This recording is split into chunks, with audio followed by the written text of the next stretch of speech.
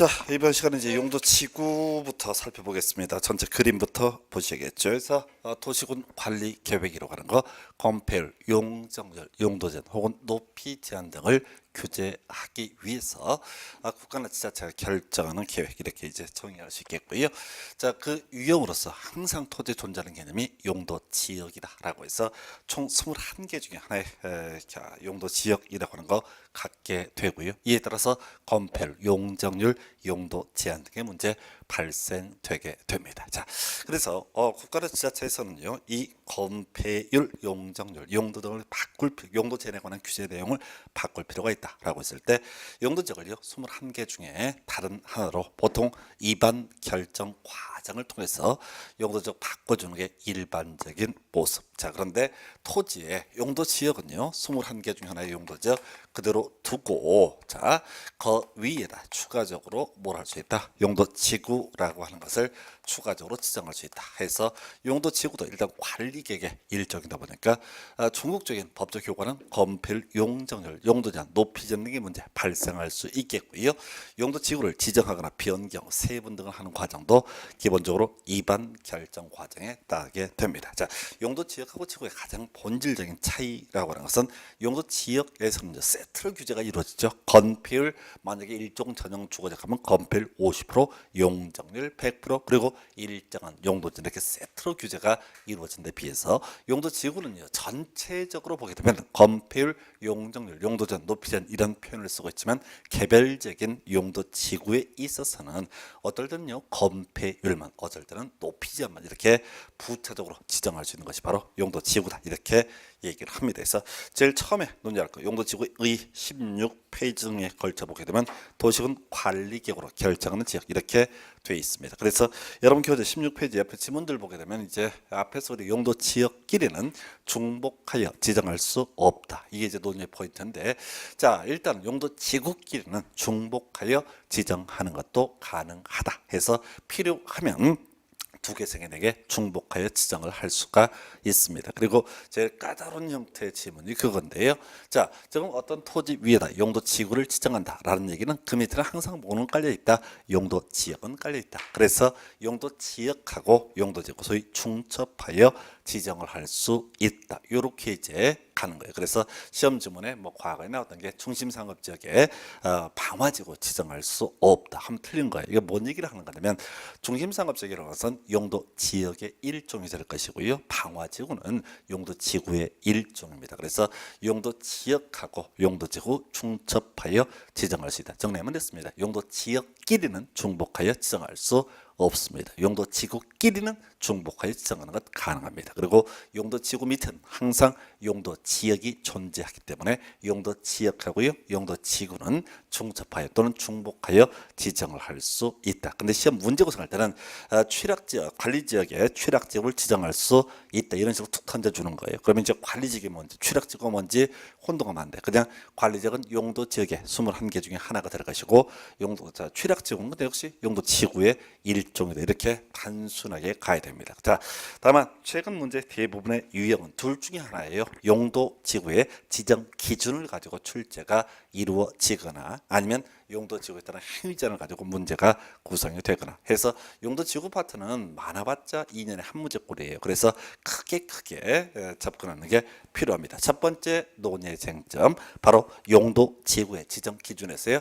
자, 일단은 용도 지구는 고, 경, 미, 보, 시, 취, 개, 방, 특방에서 총 11개가 있는데 그 중에서 특정 용도 제한지구나 방화지구라고 하는 것은 하나밖에 없습니다. 즉 세분되지 않습니다. 이 내용이 이제 17페이지인가요? 거기 나와 있죠. 그래서 특정 용도 제한지구 다 외울 거 아니고요. 입지 제한이라고 하는 것. 그래서 우리 앞에서 토지가 있으면 항상 용도 지역이라고 하는 것이 존재했었고요. 그에 따라서 용도 제한이라는 개념이 있었는데 특정 용도 제한적으로 세분을 할 수는 없고요. 그리고 바로 용도만을 규제하는 개념. 그 밑에 이제 방화지구 있어요. 화재 위험 예방에서 이게 화재 위험 예방이라는 게 이게 이제 건폐율인지 용적률인지 용도 제한인지 의미 알 수 없습니다. 그러나 하여튼 방화지구, 화재 예방 이렇게 이제 두 개 미리 특정 용도 제한지구와 방화지구 먼저 정리해봤고요. 고도지구부터 이제 본론 들어가겠습니다. 그래서 이 고도지구는 최고 고도 지구하고요, 최저 고도지구 고도지구 두 개로 구분을 하게 되는데 하나는 너무 높게 짓지 마라. 이게 최고 고도지구. 하나는 너무 낮게 짓지 마라 해서 최저 고도지구에서 요거는 다 볼 게 아니라 그저 최고 고도지구는 그저 딱 하나 외울게. 최고 한도. 그다음에 최저 고도지구는 최저 한도 이렇게 단순하게 기억을 하는 게 필요합니다. 해서 자 그다음에 이제 경관지구. 자 종류는요 자수시. 뭐 종류를 옛날에 한 10년 전에는 출제가 됐는데 요즘 잘 안 내고 있어요. 어찌됐든 간에 경관지구 자수시 키워드를 잡으셔야 돼. 자연 경관지구든 수변 경관지구든 시가지 경관지구든 간에 항상 키워드 뭐가 된다? 경관의 보호. 그래서 자연 경관지구 땡땡 하게 되면 항상 뭘 찾아봐야 돼? 경관의 보호. 시가지 경관지구 또는 수변 경관지구 등 뜨게 되면 그저 경관의 보호라는 말이 있는가 없는 것만 찾아보셔야 돼. 미관지구요 중역이라서 중심지 역사문화 일반 미관지구로 구분할 수 있습니다. 키워드는요 미관의 유지. 중심지 미관지구가 됐든 역사문화 미관지구가 됐든 일반 미관지구가 됐든 모두 미관의 유지라는 것이 키워드가 되게 됩니다. 그 다음에 보존지구 중생해서 역사 문환경 보존지구 중요 시설물 보존지구 생태계 보존지구 등으로 구분할 수 있고요. 여기서 핵심 키워드는 보존이라고 하는 것이죠. 그래서 역사문환경 보존지구 뭔지 모르지만 키워드 보존이란 말이 들어가야 되고요. 중요 시설물 보존지구 보존이란 말 들어가야 됩니다. 생태계 보존지구도 뭔지 모르지만 보존이란 말이 들어가야 돼서 그 정도까지. 시설 보존은 키워드가 보호예요. 보존지구는 보존이고 시설 보호지구는 주된 키워드가 보호해서 학교, 공용, 항만, 공항 등으로 구분할 수 있는데 항만시설 보호지구는 보호란 말이 없긴 하지만 충분히 객관식 문제에서 집어낼 수 있고요. 해서 시설 보호지구는 학교시설 보호지구, 공용시설 보호지구, 공항시설 보호지구 등 키워드보다 보호라는 말이 들어가야 된다. 해서 보존지구는 보존, 시설 보호지구는 보호, 미관지구는 미관의 유지, 경관지구 경관보호 이렇게 끊어가실 것. 그 다음에 취락지구, 자연 취락지구와 집단 취락지구. 일단 키워드는 취락의 정비인데요. 나머지 용도지구가 겁나게 길어요. 그래서 크게 이제 문제 구성을 못하는데 그 중에서 집단 취락지구, 개발 제한 구역의 취락 정비라고 이렇게 되어 있습니다. 그래서 개발 제한 구역의 취락 정비. 소위 이제 그린벨트라고 하는 것. 사실은 이제 우리가 공법의 양이 워낙 많다 보니까 뭐가 나올지 알기 어려운데 한 시대를 풍미했던 문제 집단 취락지구 개발 제한구역. 왜? 출제위원들 자체의 나머지 내용은 몰라도 개발 제한구역 그린벨트를 많이 들어보셨거든요. 그래서 개발 제한구역의 취락 정비 의미는 그렇습니다. 자연 취락지구라고 하는 거 우리가 녹지 관리 농림 자연환경 보호전적 주로 건폐율 20%가 대단히 많죠. 개육관리를 제외하고 다 20% 이하예요. 이런 시골 마을을 대상으로 해서 어떻게 해보자. 바로 시골 마을 대상으로 해서 자 취락을 정비해보자. 규제 완화하자라는 것이 자연 취락지구. 그 중에서 그린벨트라고 해서 개발 제한구예요. 규제가 아주 강한 땅이죠. 그래서 이 개발 제한구의 일부에 대해서 규제 완화 등을 하기 위한 것이 바로 집단 취락지구 이렇게 정의를 합니다. 그래서 어찌됐든 따로 꼭 하나 외운다면 집단 취락지구는 개발 제한구역의 취락 정비 이렇게 가야겠고요. 그 다음에 개발 제한구역 5개 있어요. 종류 자세히 보실 거 보고요. 그냥 키워드는 개발이라고 하는 게 키워드가 되게 됩니다. 그게 주거개발진흥지구든 산업유통개발진흥지구든 복합개발진흥지구든 관광휴양이든 특정개발진흥지구든 불문하고 그저 개발이라는 말만 해서 기억했으면 좋겠습니다. 이건 길어가지고 종류도 내기 어려워요. 다만 우리 앞에서 이런 거 있었죠. 주민은 도시군 관리계획 위반할 수 없다라고 하면서 대신 주민은 기반 시설의 설치 정비 계량이라든가 지구 단계획 등 제한할 수 있다. 그리고 그때 공장 많이 지어주세요라고 했던 개념 산업유통개발진흥지구 제한을 할 수가 있다. 그리고 같이 묶어서 이 기반 시설의 설치 등을 제한을 하고자 할 때 5분의 4 이상의 동의를 받아라. 이에 비해서 바로 집단 출약하자 지구단위계획이라든가 산업유통개발진흥지구는 3분의 2 이상의 동의를 받아라. 그런 내용들 앞에서 한번 총론할 때 지적을 한 바가 있습니다. 그다음에 방제지구요. 길어서 안 내릴 거예요. 자연 방제지구와 시가지 방제지구 등으로 구분을 하게 되는데 키워드는요. 재해 예방이라고 하는 게 키워드가 되겠습니다. 그래서 방제지구는 워낙 길어서 나올 확률이 낮고요. 하여튼 이 용도지구 챕터에서는 소위 지정 기준을 가지고 문제가 이루어져요. 과거에 나왔던 지문들 분석해드리면요, 그거 있죠. 역사문화 미관지구하고요, 역사문화환경 보존지구를 비교해봤을 때 다 읽어보면 그 말이 그 말이에요. 그래서 역사문화 미관지구에는 키워드가 뭐가 들어간다? 미관의 유지. 역사문화환경 보존지구에는 키워드가 뭐가 된다? 보존. 이렇게 끊어서 보셔야 돼. 이게 딱딱 끊어지는 거지 의미를 세계를 성질의 것은 아니고요. 또 전에 나왔던 것 중에 하나가 중요시설물 보존지구하고요, 그 다음에 공용시설 보호지구가 나왔어요. 그러면 공용시설을 보호하고 공공업무기능 효율화. 자, 사실 공용시설이나 중요시설물이나 그 말이죠. 그래서 우리가 외울 때는 보존지구 하게 되면, 중요시설을 보존지구 하게 되면 보존 이란 말이 꼭 들어가야 된다. 공용시설 보호지구에는 보호라는 말은 들어가되 보존이란 말은 절대로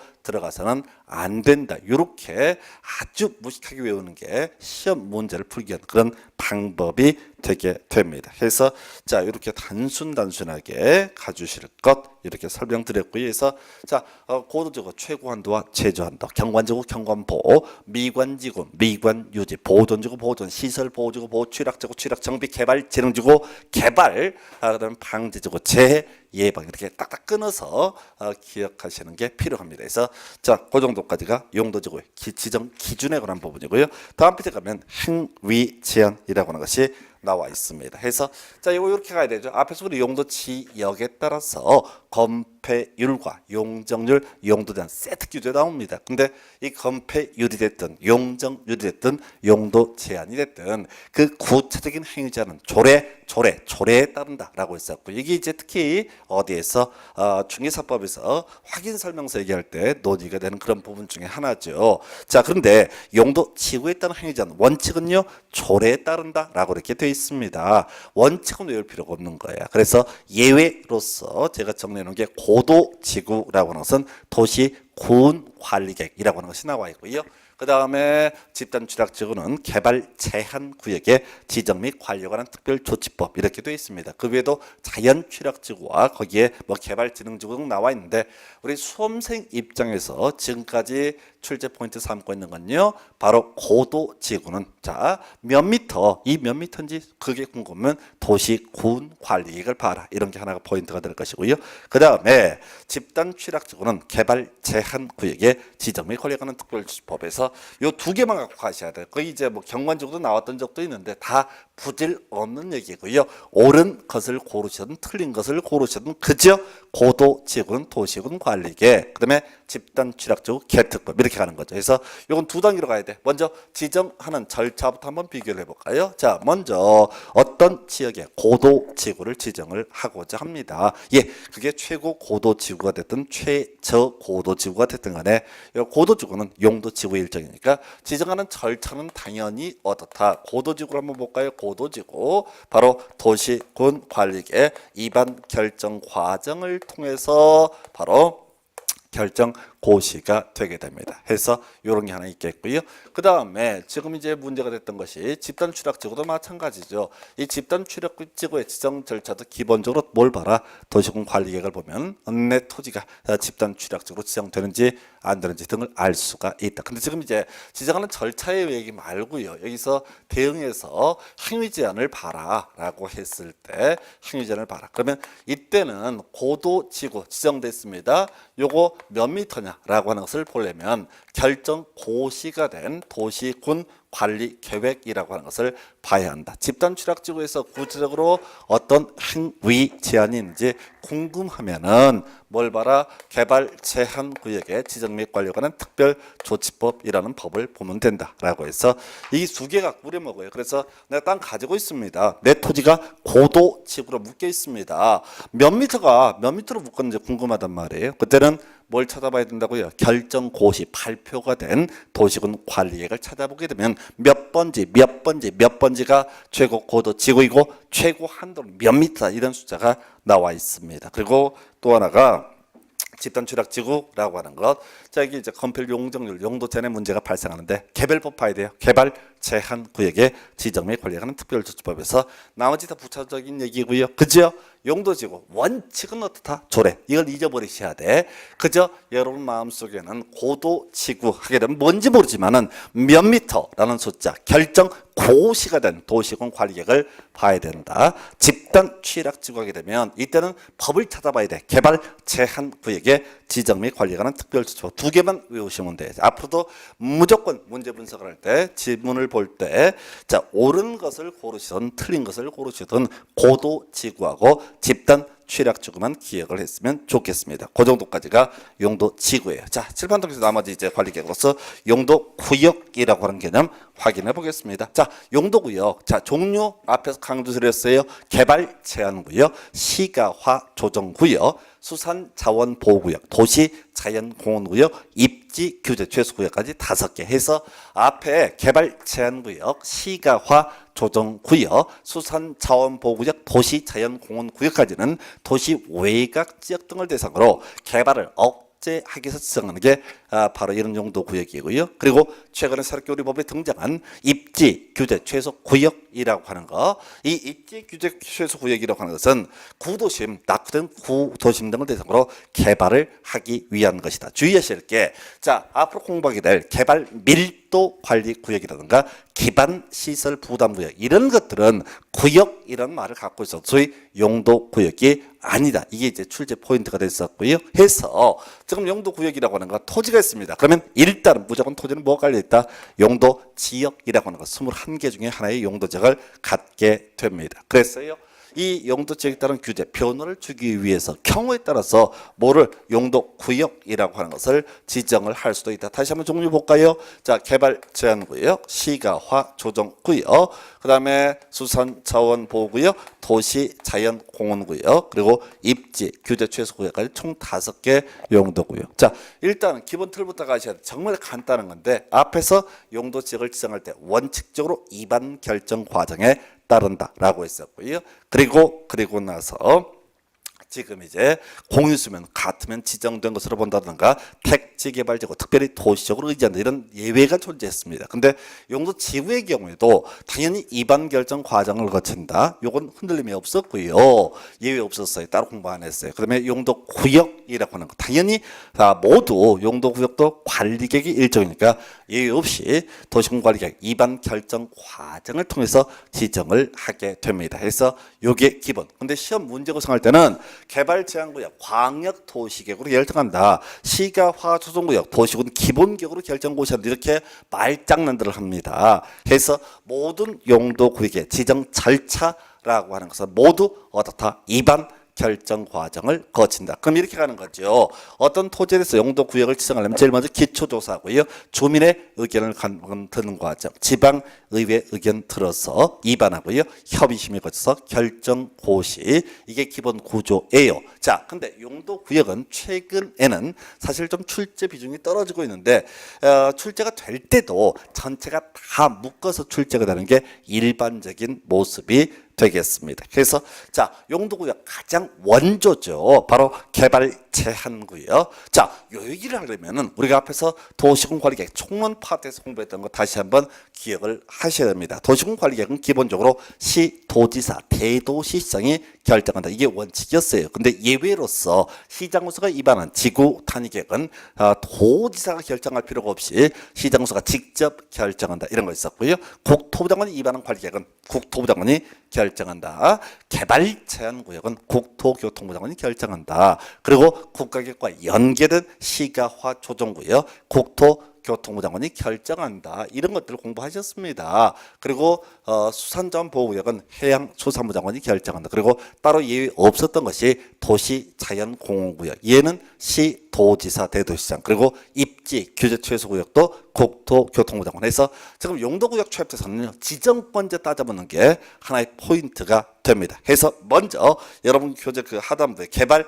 제한구역 누가 지정한다? 국토교통부 장관. 절차는요 마지막 보니까 도시군 관리계획으로 결정할 수 있다라고 되어 있어요. 그래서 자 개발 제한구역은 국토부 장관이 관리계획 입안 결정 과정을 통해서 지정을 하게 됩니다. 그리고 하나 더 외우실 것이 뭐냐면은 바로 지정 기준이죠. 어떤 경우에 그린벨트 개발 제한구역을 지정을 할 것이냐라고 했을 때 키워드 기억하셔야 돼. 도시 확산 방지, 보안상 도시의 문제일선 확산을 방지할 필요가 있거나 보안상 도시의 개발을 제한할 필요가 있을 때 이때 바로 국토교통부 장관 바로 개발 제한 구역을 도시공관리계획 위반 결정 과정에 따라서 지정을 합니다. 행위전 중요한 포인트 아니에요. 개특급이란 법을 적용하는데 출제 포인트 아니고요. 그래서 개발 제한 구역은 너무 간단해요. 개발 제한 구역 국토부 장관이 관리계획으로 결정한다. 목적 어떤 경우에 도시 확산 방지 보안상 이걸 끝 않습니다. 자, 그리고 시가화 조정구역 가볼까요? 일단은 지정 목적부터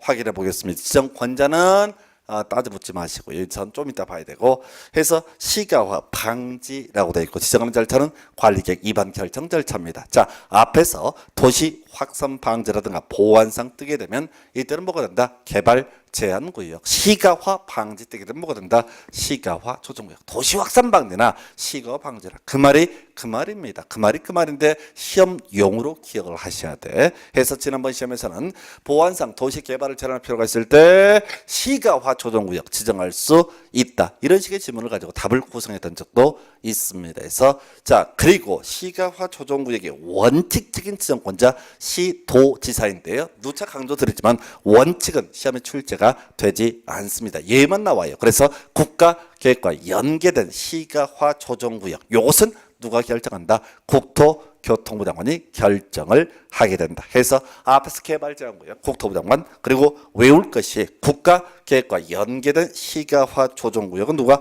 국토교통부 장관이 결정을 하게 된다. 이렇게 봐야겠고요.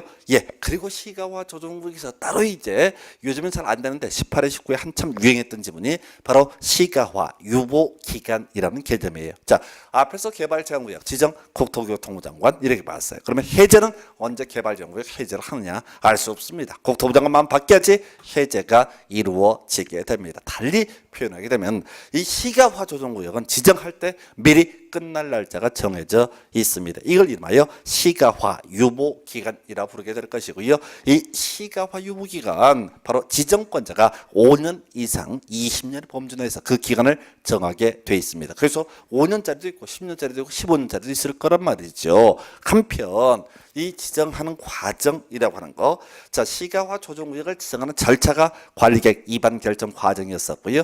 역시 시가화 유보기간을 결정하는 방법도 도시공 관리 계획이라는 것을 통해서 확인할 수 있다. 해서 내 땅이 시가화 조정구역으로 묶였습니다. 그러면은 몇 년 동안 묶였느냐? 이걸 보려면 결정 고시가 된 도시공 관리 계획을 보면 그 내용을 알 수가 있다. 이렇게 볼 것이고요. 하나만 더. 자, 이렇게 시가화 유보 기간이 정해져 있게 되면 시가화 조정구역 지정에 관한 도시군 관리계획 결정의 효력이라고 하는 것은 시가화 유보 기간이 끝난 날에 다음 날 효력을 잃는다 해서 자, 앞으로 이제 공부하다 보면 도시군 계획 시설 결정의 고시로부터 20년 내 사업이 시행되지 않으면 20년이 된 날에 다음 날 효력을 잃는다. 이런 거 나오듯이 다음 날이 다 기본이야. 다음 날. 그런데 앞에서 도시군 관리계획 결정의 효력 발생의 시기 지형 도면의 고시가 된 날의 다음 날이 아니라 지형 도면의 고시가 된 날 효력이 발생한다. 이게 이제 오히려 여기다 다음 날 해서 틀리게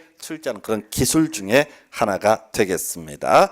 행위자는 별 필요 없어요. 다시 정리합니다. 시가화 조정구역 첫 번째 암경로 지정 목적은 시가화 방지, 특이한 개념으로서 시가화 유보 기간이라는 것이 있는데 일단 그 범주는 5년 이상 20년 이내 기간이 될 것이고 구체적으로 몇 년이냐라고 하는 도시군 관리 계획을 통해서 결정되게 됩니다. 그리고 시가화 유보 기간이 끝난 날에 다음 날에 시가화 조정구역 지정에 관한 도시군 관리 계획 결정은 효력을 잃는다. 그 외에 바로 국가계획과 연계된 시가화 조정구역 국토교통부 장관이 결정하게 된다까지 이게 전부예요. 행위제한 관련해서 지문 2개 있었는데 10년 또 10몇 년 동안 의미 없습니다. 그 다음에 나와 있는 것이 수산 자원 보호구역이라고 해서 자, 그 다음 편인가요? 해양수산부 장관이 결정을 하게 됩니다. 그래서 해수부 장관이 결정한다. 목적은요, 수산 자원의 보육성. 지금 목적 용계 3개예요. 자, 개발 제한구역, 도시 확산 방지, 보완상 있었고요.